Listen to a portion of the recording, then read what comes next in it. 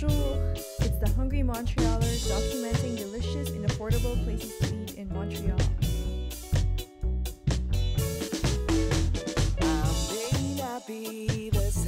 So I wanted to combine a Jamaican cuisine with a more Western approach to dining. You know, less laid back. In the islands, it's okay if you have time, but here, time is more of a factor. So I wanted to do something which would bridge both cultures.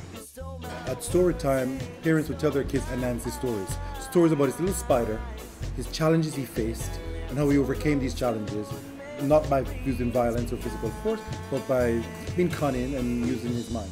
Is by recreating a name that's been lost for this generation. Force people to remember and think about who Anancy was.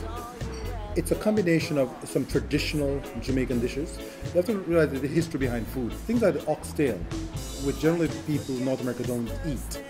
During the time of slavery, the slaves only got the parts of the animal that the plantation house didn't want. So they had to find a way to make these things tasty. Jerk is actually an old Spanish expression, and that came about when the British captured Jamaica from the Spanish in 1655. The Spanish who were on the island ran away to Cuba, but they didn't have time to bring all their possessions.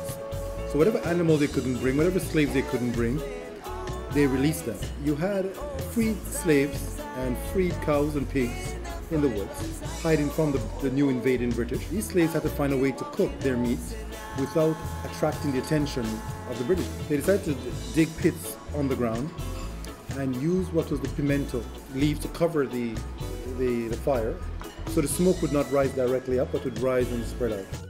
So jerk process was created out of a need of a survival. They need to eat, but not get captured. The chefs, I'm happy to say, are executive chefs. One of my chefs was an executive chef at the Hilton in New Kingston. Another one was from a boutique hotel called Jake's, Strawberry Hill. So they generally come on a 2-year rotation, and after 2 years, we'll get a new set of chefs who comes in, which is good because it brings new energies, new ideas. I'm Mark Antonio, Chef Mark Antonio. I'm from Jamaica. Food is a heart for me.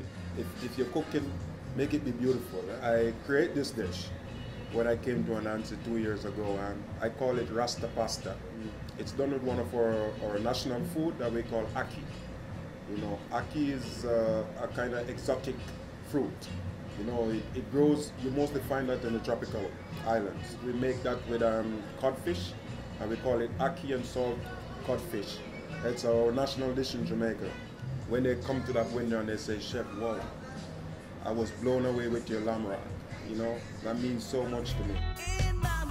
I've never been to Jamaica, but I've tasted its delicious cuisine from the few Jamaican restaurants that we have in Montreal. Jamaican food is just so flavorful, perhaps because of the spices or cooking methods that are used. And I love how most Jamaican dishes are accompanied by fried plantain. If you love Jamaican food or would like to try it for the first time, Anancy is a place to go. Great service, wonderful atmosphere, and delicious quality and authentic Jamaican food. Make sure, and the kitchen makes certain, whatever's on the menu is always available. It's a great chance to check it out, you know? See what makes it tick. Ultimate compliment for us is if somebody starts sucking the bone marrow. They start sucking that bone.